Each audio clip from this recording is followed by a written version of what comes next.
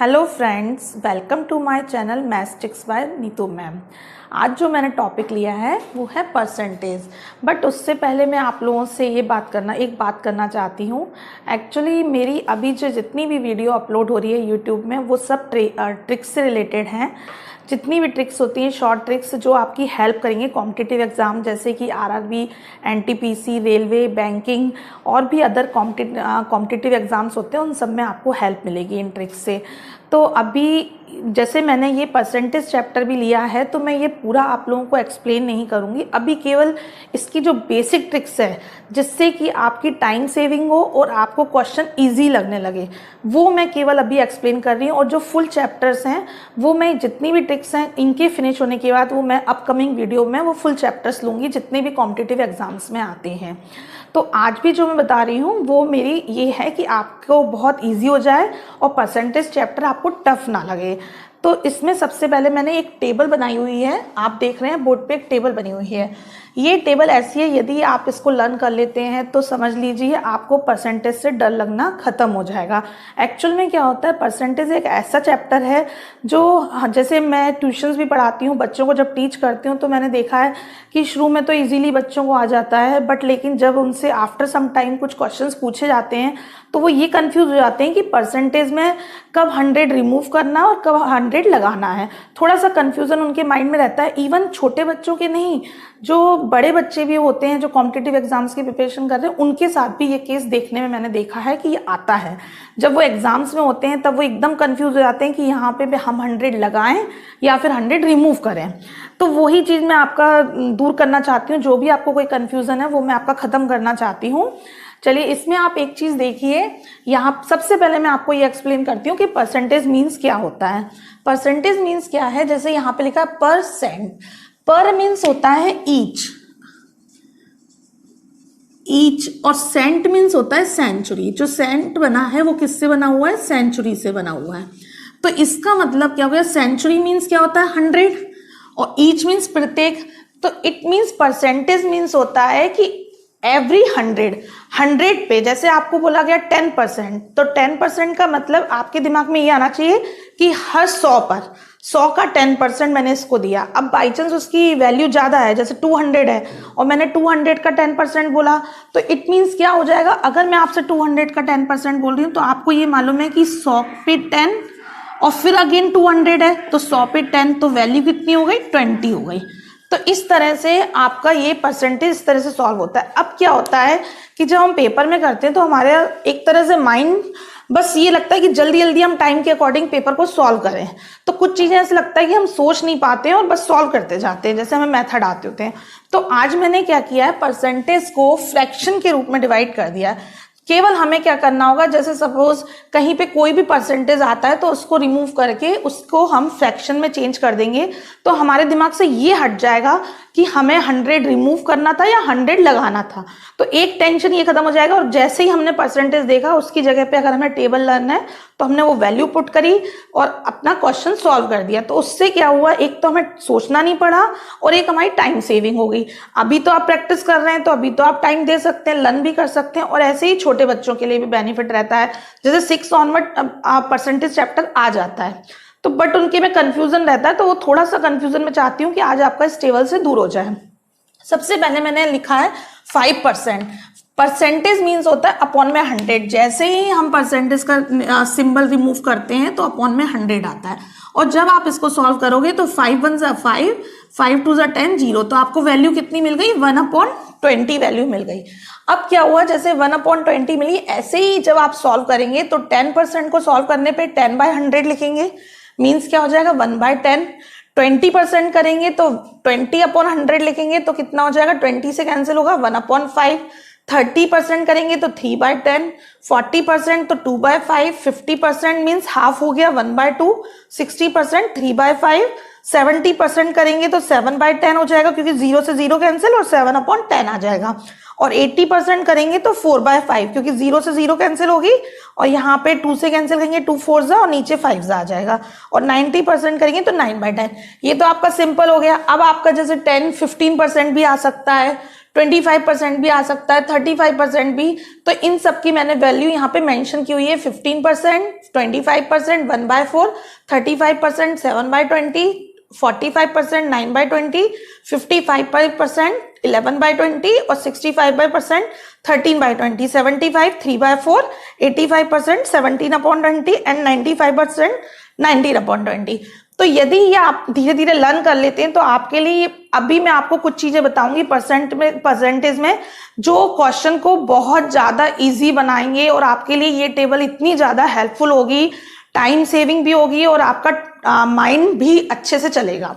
अब इसमें मैंने कुछ ऐसे दिए हैं जो आते हैं, ये कॉमन है, ये परसेंटेज भी कॉमन है, 33 एज 1/3%, जिसको हम क्या है इस तरह से भी मेंशन करा रहता है, 100/3 के रूप में भी कईयों बार आता है, ऐसा नहीं है कि ऑलवेज इसी टाइप से आएगा। सेकंड जैसे 66/2/3 आ गया परसेंटेज, 200/3 हो गया, कैसे हुआ, 3 का आप इससे मल्टीप्लाई करेंगे, 3 6 18, 3 6 18, 19 हो गया, 198 को 2 में प्लस करेंगे तो 200 हो जाएगा। तो इसके अपॉन में जब आप 100 लिखेंगे परसेंटेज हटा के तो 100 कैंसिल हो जाएंगे और 1/3 आ जाएगा। सेम केस यहाँ पे होगा, 100 रिमूव करेंगे तो अपॉन में 100 रिमूव, जब ये परसेंटेज जब भी हम रिमूव करते हैं तो अपॉन में 100 आता है। तो जैसे ही परसेंटेज हम रिमूव करेंगे अपॉन में 100 आएगा, 100 से 100 कैंसिल, 2/3 आ जाएगा। और ये देखो 33:1/3 का डबल कितना होता है, 66:2/3 होता है। तो इसलिए यहाँ पे 100/3 का डबल कितना हो गया था, 200/3 हो गया था। लेकिन यहाँ पे देखिए, यहाँ पे डबल नहीं हुआ है, यहाँ पे 100 इसमें प्लस हुए हैं। इट मीन्स समझ लीजिए 1 यहाँ पे लिखा हुआ है, तो वही केस यहाँ पे हुआ है कि यहाँ पे 2/3 से 4/3 नहीं हुआ है, क्योंकि यहाँ पे प्लस हुआ है। तो जब 3 ऊपर जाएगा, प्लस होता है एलसीएम के सिस्टम से, तो आपका 2 में प्लस होगा तो कितना हो जाएगा, 3 + 2 5/3। वही केस यहाँ पे होगा, यहाँ पे एक गलत मेंशन हो गया है, 266 2/3 है। तो यहाँ पे भी क्या होगा, जैसे ही हम इसको सॉल्व करेंगे तो क्योंकि एक और है, यहाँ पे 100 था, यहाँ नॉर्मल था 66, यहाँ पे 166 है और यहाँ पे 266 है, मीन्स फिर से 100 प्लस हुआ है। तो फिर 100 प्लस है तो 5/3 में जैसे ही हम 1 प्लस करेंगे तो 3 ऊपर जाएगा, तो 5 में 3 प्लस किया तो कितना हो गया, 8/3। या फिर आप नॉर्मली कैलकुलेशन करके भी देख सकते हैं। ये आप टेबल अच्छे से इसको लर्न करिए, जिससे कि ये आपके क्वेश्चंस को बहुत ज्यादा इजी बनाएगा। और सबसे बड़ी बात है कि आपको परसेंटेज सोचना नहीं पड़ेगा, सीधे आप परसेंटेज उस नंबर को हटा के उसकी जगह पे फ्रैक्शन मेंशन कर सकते हैं। मैंने इसके कुछ एग्जांपल्स लिए हुए हैं। सबसे पहले एक नॉर्मल एग्जांपल लिया है, 20% ऑफ 400। इसको अगर मुझे याद है, यदि मुझे याद नहीं है तो मैं पेपर में क्या करूंगी, 20 लिखूंगी, 20 के अपॉन में 100 लिखूंगी। ऑफ मीन्स होता है मल्टीप्लाई का सिंबल, मल्टीप्लाई का सिंबल लगाऊंगी और यहाँ पे मैं 400 लिखूंगी। जब मैं इसको सॉल्व करूंगी तो 0 से 0 कैंसिल हो गए और 24 कितना हो गया, 80 हो गया। ठीक है, आंसर तो आ गया, लेकिन मुझे इसमें टाइम लगा क्योंकि मुझे सोचना पड़ा कि परसेंटेज रिमूव करना है। और यदि मुझे ये मालूम होगा कि 20% मीन्स 1/5, तो मैं क्या करूंगी, यहीं पे 1/5 करूंगी और मैं इसको कैंसिल करूंगी और मेरा आंसर कितना आ जाएगा, 80। मीन्स मैंने 1 सेकेंड में क्वेश्चन को सॉल्व कर लिया। तो आपको क्या पता चला इसमें कि अगर हम टेबल लर्न कर लेते हैं तो हमारे लिए बहुत ज्यादा इजी हो जाएगा। एक एग्जांपल और देखिए, 25% मीन्स होता है 1/4। 1/4 आप यहाँ पे केवल क्या करेंगे, 1/4 करेंगे, मल्टीप्लाई 80 करेंगे। 4 से काटा, 4 से कितना मिल गया, 20 प्लस 30 की वैल्यू क्या थी, 30 की वैल्यू थी 3/10। तो आप यहाँ पे क्या मेंशन करेंगे, 3/10 मल्टीप्लाई 60। 10 से कैंसिल किया, 6, 3 6 जा कितना हो गया, 18 और 20, यानी कि आंसर कितना आ गया, 38। अब बताइए आपको कितना टाइम लगा, बहुत कम। अब नेक्स्ट क्वेश्चन देखिए, 75%। 75% मतलब होता है 3/4। 3/4 आपने मेंशन किया, 3/4 मल्टीप्लाई 144। 4 से कैंसिल किया, 4 3 जा 12, 4 6 जा 24।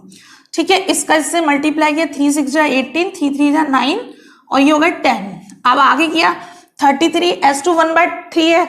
तो अगर आप नॉर्मली केस में करते तो सबसे पहले इसको आप चेंज करते, 33 का 3 से मल्टीप्लाई करते, फिर 1 प्लस करते, 100/3 मिलता। फिर अगेन आपको एक स्टेप करना पड़ता, परसेंटेज रिमूव करके अपॉन में 100 लिखना पड़ता। मींस आपके 2 स्टेप आपके हट गए और डायरेक्ट आप इसकी जगह पे क्या मेंशन कर सकते हैं, 1/3। आपने 1/3 मेंशन किया और यहाँ पे 90 मेंशन किया, 3 से कैंसिल किया, 3 3 जा 9, 30 को आपने इसमें प्लस कर दिया। आंसर कितना आ गया, 8, 3 और 1, 138। अब आप सोचिए, इसको एक नॉर्मल करके देखना और आप इस तरह से करके देखना जो फ्रैक्शन की टेबल बनी। सबसे पहली बात है कि आपको सोचना नहीं पड़ेगा, आप उस चीज से बिल्कुल बच जाएंगे, आपको सोचना बिल्कुल नहीं पड़ेगा और डायरेक्ट आपका क्वेश्चन सॉल्व हो जाएगा। अब मैं आपको एक चीज और बताना चाहती हूँ इसके साथ साथ, ये तो हो गई इसको फ्रैक्शन में चेंज करके सॉल्व करने की बात। अभी मैं आपको एक चीज और इजी करना चाह रही हूँ। जैसे कुछ सवाल होते हैं, क्वेश्चंस होते हैं, उन क्वेश्चन में क्या रहता है कि ये लिखा रहता है कि 5% से वो वैल्यू बढ़ गई। जैसे कि सपोज चीनी का रेट अभी चल रहा है 100 रुपए चल रहा है या 150 रुपए चल रहा है और उन्होंने बोला कि उसके रेट में 10% का इंक्रीमेंट हो गया। कभी कोई क्वेश्चन आता है कि 10% की डिक्रीमेंट हो गया, तो इंक्रीमेंट और डिक्रीमेंट के क्वेश्चंस आते हैं। तब हम लोग क्या करते हैं, जैसे सपोज कोई क्वेश्चन आया कि उसके प्राइस में कमी हो गई, तो हम पहले क्या करते हैं, सपोज कोई 500 रुपए की चीज थी 500 की और मैंने कहा कि उसके में 25% की इंक्रीमेंट हो गया, तो आप पहले क्या करेंगे, इसका 25% निकालेंगे। इस तरह से 25% निकाला यानी कितना मिला आपको, 125, और फिर उसको आप 500 में जाके 125 को प्लस करेंगे, तो आपको आंसर कितना मिलेगा, 625। ठीक है, आप इसी तरह से करेंगे क्योंकि पैटर्न ही है ये करने का, बट हमें टाइम सेव करना है। कॉम्पिटिटिव में सबसे पहले हमारा, हमको जितने भी मेथड आते हो, ऐसा नहीं है, बहुत से बच्चे ऐसे होते हैं जिन्हें सब कुछ आता है पेपर में, लेकिन टाइम की कमी के कारण वो पेपर पूरा सॉल्व नहीं हो पाता। और हमें केवल टाइम मैनेजमेंट सीखना है कि कम टाइम में हम पूरे क्वेश्चन सॉल्व कर पाए। तो उसके लिए हमें ट्रिक्स भी यूज करनी पड़ेंगी, कुछ टेबल्स भी लर्न करके रखनी पड़ेंगी जिससे कि हम टाइमली सॉल्व कर सकें। तो इस केस में यही हुआ है कि आपने क्वेश्चन कर तो लिया क्योंकि आपको आता था, ये तो सबको आता है, हम 6 ऑनवर्ड पढ़ते आ रहे हैं, लेकिन हम इसको ऐसा ना करके, जैसे ही मैंने बोला 25% इंक्रीमेंट होता है, तो आपको एक नई चीज सिखा रही हूं, उससे आप करोगे तो बहुत जल्दी सॉल्व हो जाएगा। कैसे, मैंने आपसे बोला कि 500 पे 500 की कोई चीज थी और उसमें मैंने 25 का इंक्रीमेंट किया, तो सबसे पहले आप ये सोचो कि 25% जो है उसकी वैल्यू कितनी होती है। 25% की वैल्यू क्या होती है, 1/4। हम फ्रैक्शन में लर्न कर चुके हैं। और जब भी कभी इंक्रीमेंट की बात आए तो आप क्या करेंगे, 4 में 1 को प्लस कर देंगे। अगर डिक्रीमेंट आता है तो आप माइनस कर देंगे और यदि इंक्रीमेंट आता है तो आप प्लस कर देंगे। तो आपने 4 में 1 को प्लस कर दिया तो आपका ये क्या बन गया, 5/4। ये नई वैल्यू हो गई और आपको कुछ नहीं करना है, 500 मल्टीप्लाई 5/4 करना है। अब इससे आप सॉल्व कर लीजिए। आपने इसको सॉल्व किया, 5 1 जा 5, सॉरी 4 1 जा 4, 4 1 जा 4, 4 2 जा 8 हो गया और 4 5 जा आपका 1 मिनट, 4 1 जा 4 आपका हो गया, 4 2 जा 8 हो गया और 4 5 जा 20। 125 को 5 से मल्टीप्लाई कर दीजिए, आपका आंसर कितना आ गया, 625। तो मैं आपको यहीं पे इसको भी इंक्रीमेंट और डिक्रीमेंट को आपको सॉल्व करना सिखा रही हूँ परसेंटेज में। अगर आप परसेंटेज को फ्रैक्शन में चेंज कर लेते हैं तो ये आपके लिए क्वेश्चंस को और इजी बना देगा। जैसे मैंने बोला कि किसी चीज में 5% का इंक्रीमेंट हो गया, तो आपको यहीं पे सॉल्व करना आना चाहिए। 5% की वैल्यू क्या होती है, 1/20, और मैंने कहा इसका इंक्रीमेंट हुआ है तो 1/20 मतलब क्या हो जाएगा, 21/20, क्योंकि 20 में आप 1 प्लस करोगे तो वो 21 हो जाएगा, 21/20 हो जाएगा। फिर लिखा हुआ 20% की डिक्रीमेंट हुआ, तो 20% मतलब क्या हो जाएगा, 20% होता है 1/5, और कमी हुई है तो 5 में 1 को माइनस कर देंगे, तो मीन्स क्या हो जाएगा, 4/5। अब आपको कहीं पे भी इंक्रीमेंट आता है, डिक्रीमेंट आता है, तो आपको पूरा करने की जरूरत नहीं है, आप बस उस संख्या को इससे मल्टीप्लाई कर दीजिए, आपका आंसर आ जाएगा। अब जैसे 40% बोला हुआ है, तो 40% मतलब होता है आपका 2/5। 2/5 की कमी हुई है तो 5 में से 2 को लेस कर दीजिए, तो वैल्यू क्या आ गई, 3/5। अब जैसे 45% का इंक्रीमेंट हुआ है, सैलरी में ही मैंने बोल दिया कि मेरी सैलरी इस साल 45% से बढ़ गई है, तो आप सबसे पहले क्या करेंगे, 45 पहले आप उसका 45% निकालेंगे, फिर उसमें जाके प्लस करेंगे। इसकी जगह आप इसको फ्रैक्शन में चेंज करिए, 45% मतलब होता है 9/20, और आपने 20 में 9 को प्लस कर दिया तो ये कितना हो गया, 29/20, बस उस संख्या को आप इससे मल्टीप्लाई कर दीजिए। कहीं भी अगर आपको अभी भी डाउट लग रहा है तो आप कमेंट बॉक्स में मुझसे पूछ लीजिएगा। फिर नेक्स्ट है 33s/1/3%, इसका डिक्रीमेंट। तो आपको ये मालूम है ये कितना होता है, 1/3 होता है। और मैंने इसमें बोला डिक्रीमेंट है, ये साइन शो करते हैं, इंक्रीमेंट और डिक्रीमेंट पेपर में साइन नहीं आएंगे, आपको एग्जाम्स में लिखा हुआ आएगा, स्पेलिंग आएगी। ये तो शॉर्ट ट्रिक है जिससे कि हम लोग जल्दी जल्दी सॉल्व कर लेते हैं, पूरा पूरा मेंशन नहीं करते हैं। थोड़ा सा माइंड हमारा इमेजिनेशन, कुछ चीजें हमारी इमेजिनेशन से सॉल्व होती हैं, तो हमें माइंड में इमेजिनेशन, अगर हम पूरा पूरा लिखेंगे तो टाइम बहुत वेस्ट होगा। हम लोगों को ये हैबिट डालनी चाहिए कि हम पेपर में वहीं की वहीं सॉल्व करते जाएं। अब इसका माइंड में आ गया, हमारा वैल्यू क्या होती है, 1/3 होती है, और हम क्या कर रहे हैं, डिक्रीमेंट कर रहे हैं, तो 3 में से 1 को सब्ट्रैक्ट कर देंगे। जैसे ही हमने इसको सब्ट्रैक्ट किया तो ये कितना आ जाएगा, 2/3। तो अब ये फ्रैक्शन में चेंज हो गए। इसकी आप लोग बहुत ज्यादा प्रैक्टिस करना कि इंक्रीमेंट हो रहा है कहीं डिक्रीमेंट। ये टेबल तो मैं समझ गई कि आप लोग लर्न कर लेंगे, 2-3 टाइम्स भी आपने इस टेबल को रीड किया ना तो ये टेबल आपको लर्न हो जाएगी। बट आप इसकी जरूर प्रैक्टिस करना, ये आपको बहुत ज्यादा हेल्प करेंगे और टाइम बहुत ज्यादा बचाएंगे आपका एग्जाम में। मेन बात है कि आपका टेंशन फ्री हो जाएंगे कि कहाँ पे आपको रिमूव करना है, कहाँ पे आपको 100 लगाना है। बिल्कुल फ्री होके आप सिर्फ उसकी वैल्यू पुट करेंगे और आपका आंसर आ जाएगा। अब मैंने इसका एक एग्जाम्पल लिया है। एग्जाम्पल में लिखा है 10% इंक्रीमेंट हुआ है 500 की कॉस्ट की कोई चीज है, 500 की चीज पे मैंने 10% बढ़ा दिया है। तो जब मैंने 10% बढ़ाया है 10%, तो इट मीन्स क्या हो जाएगा, 10% की वैल्यू होती है 1/10, और जब मैंने बढ़ाया तो 10 + 1 कितना हो जाएगा, 11/10 मल्टीप्लाइड बाय 500। आगे प्लस 20% लिखा है डिक्रीमेंट, 20% की वैल्यू होती है 1/5, 5 में से 1 को सब्ट्रैक्ट किया तो कितना आ गया, 4/5 और मल्टीप्लाइड बाय 500। सॉल्व किया, ये कितने हो गए, 550 प्लस यहां पे सॉल्व किया 100 आया, ये हो गए 400। मतलब न्यू वैल्यू जो हमारी आई है वो कितने की आ गई, यहाँ पे 950। ये हमारा आंसर आ गया, इतनी जल्दी सॉल्व हो गया। अदरवाइज आपको बहुत टाइम लगता, और सबसे पहली बात है सोचना जो पड़ता है ना, वो हमारा टाइम टेकिंग होता है। उससे आप लोग बचिए, क्वेश्चंस को इजी बनाइए, ट्रिक्स को यूज करना सीखिए। कहीं भी ट्रिक्स में कोई प्रॉब्लम आती है आप मुझसे कमेंट बॉक्स में पूछिए। और ये इसकी बहुत सारी परसेंटेज में और भी ट्रिक्स हैं, वो मैं आपको चैप्टर में पूरा एक्सप्लेन करूंगी।